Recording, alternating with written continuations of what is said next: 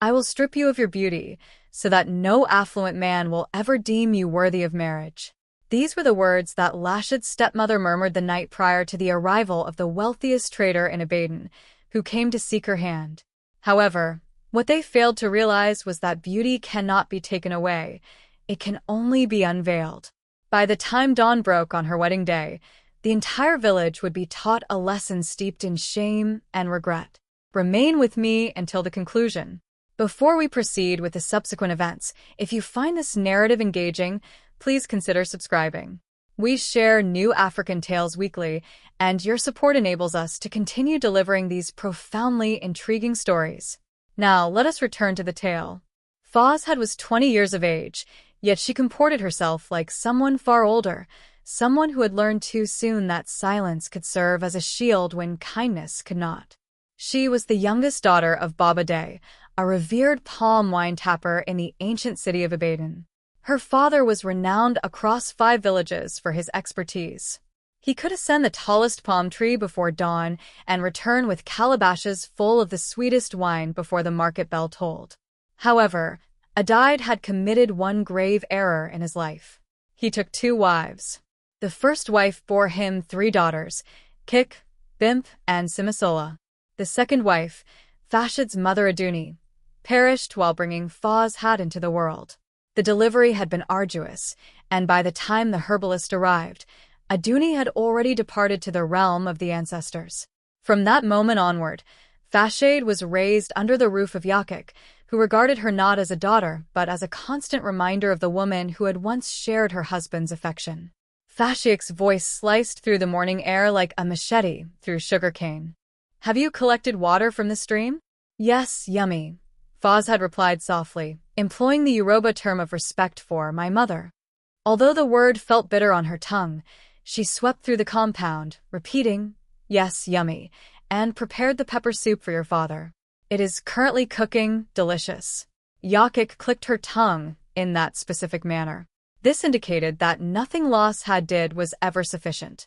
Yet, you remain here inactive, akin to a woman awaiting her husband's return from battle. Fazhad lowered her gaze. She had learned long ago that defending oneself only exacerbated the situation. Her stepsisters were equally unkind. Kiki, the eldest at 25, remained unmarried, a reality that tormented her like burning coals in her chest. Bimp, aged 23, had been betrothed twice, yet both suitors had changed their minds for reasons that were never openly discussed. Simisa, the youngest at 21, was quieter than her siblings. However, her silence was not an act of kindness. It was the silence of an observer who witnessed wrongdoing and chose not to intervene. To the outside world, Fazhad seemed to be favored by the Orishes themselves. She possessed beauty, not in a sharp, attention-seeking manner, but in a gentle way that caused even elderly women to pause and smile as she walked by. Her skin was as smooth as butter, her eyes sparkled with intelligence, and her movements exuded a grace that seemed to be inherited from a realm beyond this one. The village elders praised her. "Adami, your daughter will bring honor to your name," they would proclaim. Yet, within her father's compound, she was referred to as Alaparam, the worthless one. That evening, Baba Day returned from the palm groves and discovered Fasha grinding pepe behind the kitchen. He settled heavily onto his intricately carved wooden stool, his face etched with fatigue. "Fashi," he called using the affectionate term, "my child." She approached immediately, kneeling with the appropriate respect. "Welcome home, Babami." He regarded her with a sorrow that only a father knows when he realizes his child is in pain but feels powerless to alleviate it entirely. "Come and sit beside me," he said softly. Faz had positioned herself on the ground near his feet, as was customary. Audie reached into his cloth bag and retrieved a piece of roasted corn. "Eat," he instructed. "You exert yourself excessively." "I appreciate it, Baba." Her voice was scarcely audible. While she ate, Audie spoke with caution. "You have matured into a woman, Fazhadi. Soon, a suitable man will seek you out, and you will possess your own home, a place where you will be held in esteem." Faz had felt a tightening in her chest. "Baba, I find contentment here." Audie shook his head in disapproval. You should not feel the need to deceive your father. He placed his rough hand gently on her head. I observe their actions. I hear the way they address you when they believe I am not listening. One day, this will change. From the entrance of the main house, Ike observed them with a calculating gaze. Next to her, Kik and Bimp exchanged looks that conveyed more than words could express. They resented the connection between Adomi and Fawzad because it served as a reminder of what they could never attain, his unconditional love. That night, as Foz had finally laid her exhausted body on her thin sleeping mat, they began to devise a plan to ensure she would never break free from their hold. 3 market weeks later, everything transformed. Fair Shade was making her way back from the stream, a clay pot perfectly balanced on her head when she came across a man she had never encountered before. He stood by the narrow path leading to her father's compound, adorned in an indigo garment embellished with patterns that signified wealth and status. He was tall, his demeanor confident yet humble. Upon noticing Fawzad approaching, he stepped aside with respect. Good morning, my sister, he greeted in Yoruba. Fash paused for a moment. The man's gaze scrutinized her face with an intensity that made her uneasy. Not out of desire, but with the careful evaluation of someone making a significant choice. I apologize for my forwardness, he said, but I must inquire about your name. Foz had tightened her grip on the pot. I am Fawzad, daughter of Audie. The man's expression changed, as if her name validated something he had already suspected. Audie the palm wine tapper? Yes, sir, she replied. He nodded slowly. My name is Aduni. I am the son of Chief Adino of Lagos. I have arrived in Ibadan for business, but he hesitated. I believed I was brought here for a different purpose. Foz had felt her heartbeat accelerate. She understood the direction this conversation was taking, and it filled her with dread. I must return home, she said hastily. My family is expecting me. Ad stepped back. Certainly, but before you leave, please inform your father that I will be visiting him tomorrow.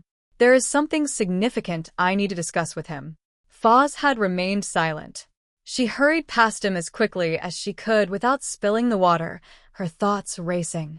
Upon reaching home, Yakik was waiting in the courtyard, arms crossed.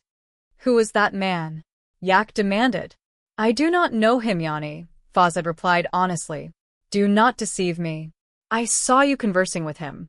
He inquired about Baba's name. He mentioned he would visit tomorrow. Yakik's eyes narrowed ominously. For what reason? For Lashade set down the water pot. He did not specify, but Yako already had an inkling. She had witnessed enough marriage negotiations in her life to recognize the expression in a man's eyes when he had discovered what he sought. That evening, after Audie returned home, Adnan arrived with 2 elders from Lagos. They sat respectfully in the receiving area while Foz had served them cola nuts and palm wine with trembling hands. Adun's voice was clear and formal. Baba, I have come with good intentions. I have seen your daughter Falashad, and after much contemplation, I wish to take her as my wife. The courtyard fell silent.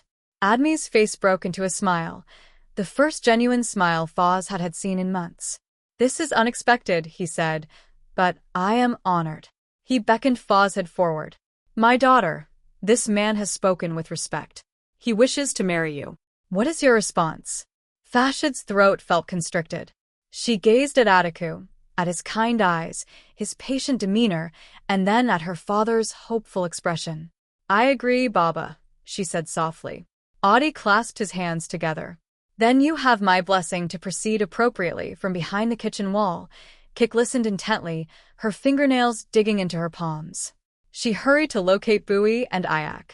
That traitor from Lagos, Kik hissed. He intends to marry Lashad.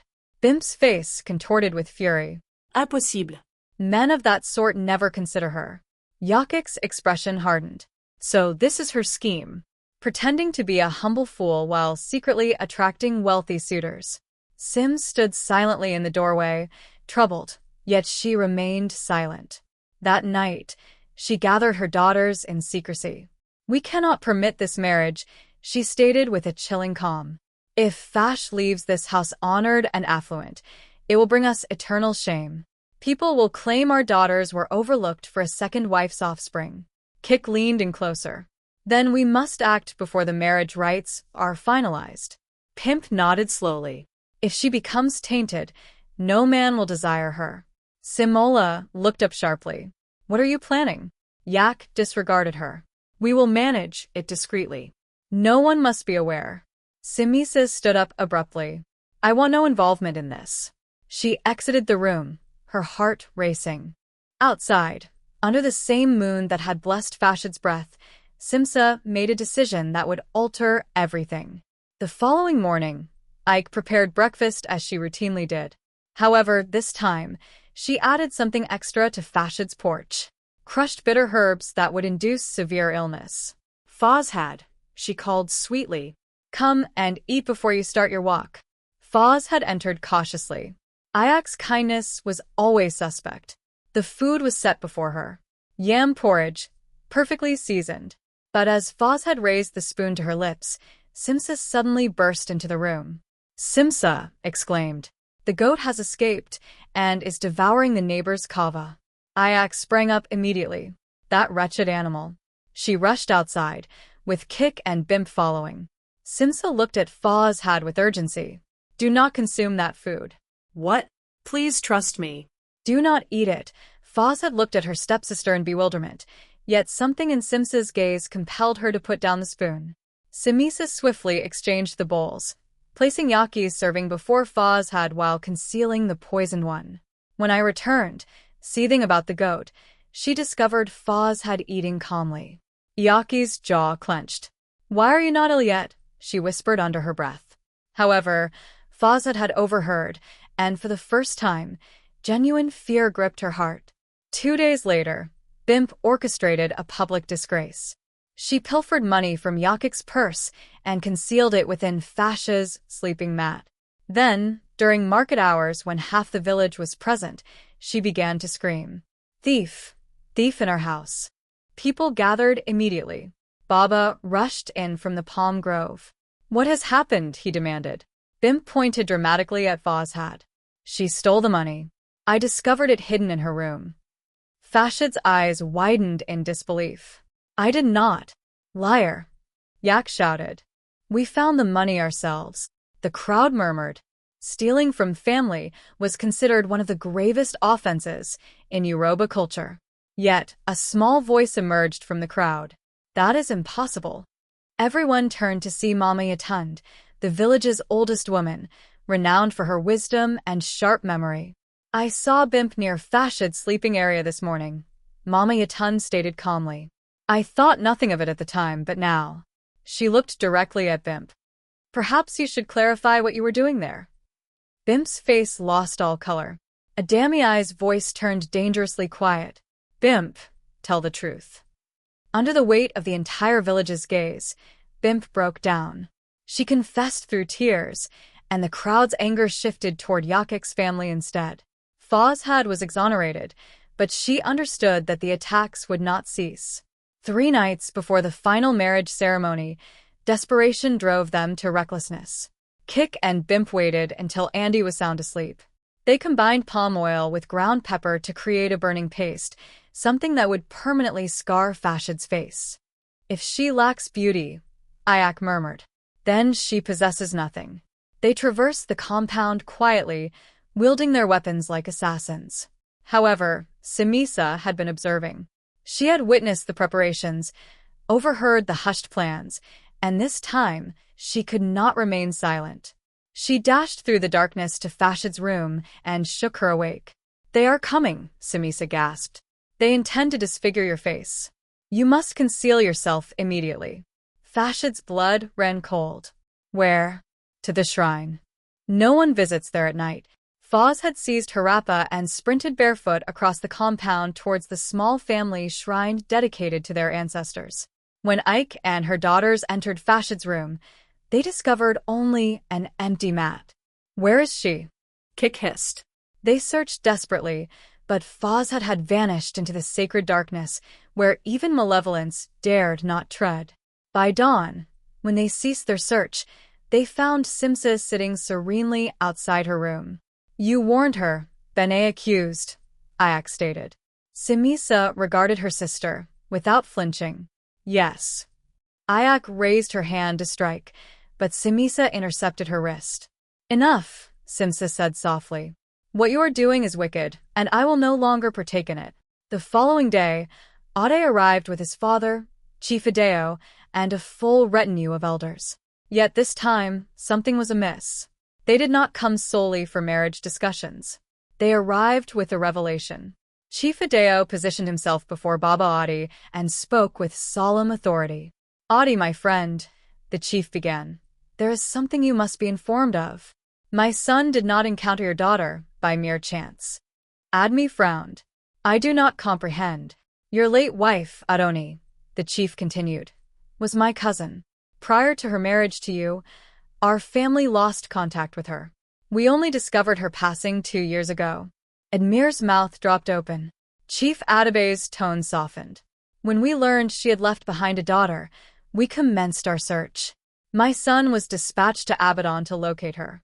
Upon seeing Fazhad, he recognized instantly that she bore her mother's visage.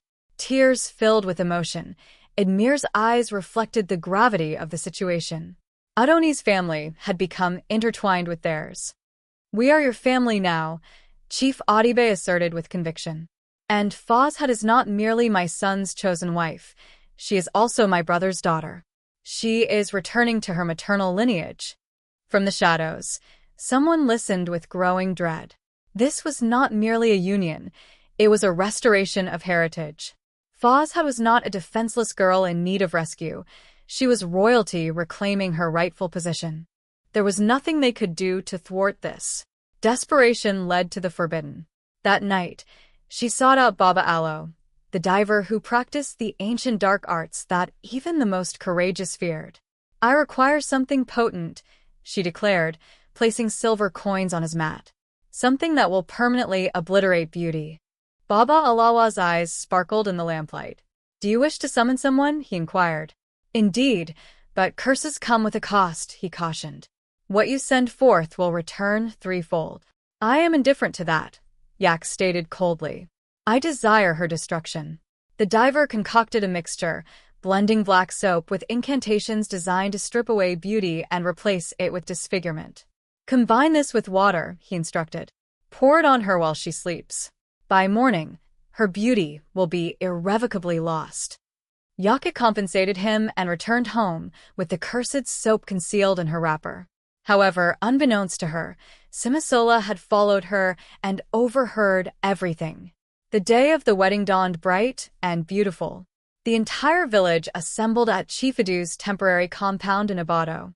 Fazhad was adorned in layers of deep blue as care fabric, coral beads embellishing her neck, and white chalk patterns drawn on her arms to honor her ancestors.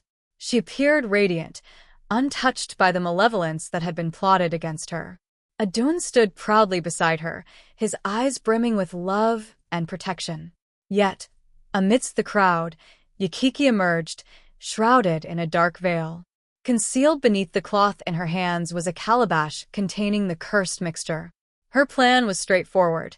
During the festivities, when everyone was preoccupied, she would hurl it across Fashid's face and vanish into the crowd. Chaos engulfed the scene. She navigated through the jubilant crowd, inching closer to the bride. Just as she lifted the calabash, poised to strike, a hand seized her wrist with determination. It was Simisola. Yami, Simisa exclaimed loudly enough for those nearby to hear. What are you doing? Yakik attempted to pull away, but Simisola's grip remained steadfast. The calabash tipped, and the concoction splattered not on Fazhad, but back onto Yakik herself.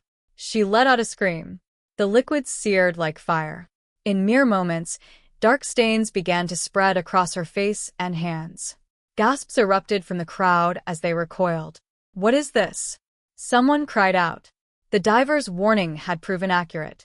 What you send out returns threefold. Baba Lo himself emerged at the periphery of the crowd, his expression somber. She brought this upon herself, he declared. She attempted to curse an innocent, and the ancestors have rendered their judgment. Chief Adebayo's guard apprehended Yakik, Kik, and Bim, who had been poised nearby to assist with the assault. Baba Admi stood paralyzed, gazing at his first wife with a blend of horror and sorrow. Why? He murmured. She was merely a child. Ayak had no response. Her beauty, the very essence she had sought to usurp, was now irrevocably marred by her own malevolence. The village elders convened swiftly. The verdict was unanimous. Yakik and her daughters would be exiled from the village. They would bear the mark of their disgrace wherever they traveled. For Lasha, they observed from afar, not with victory, but with melancholy. As they were escorted away, Simisola glanced back and silently mouthed, "I am sorry." For Los Hayden nodded. She had learned that forgiveness was not synonymous with forgetting. It was about refusing to allow evil to persist in one's own heart. The wedding proceeded following the judgment.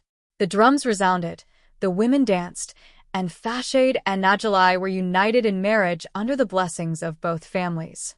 However, something unforeseen transpired afterward.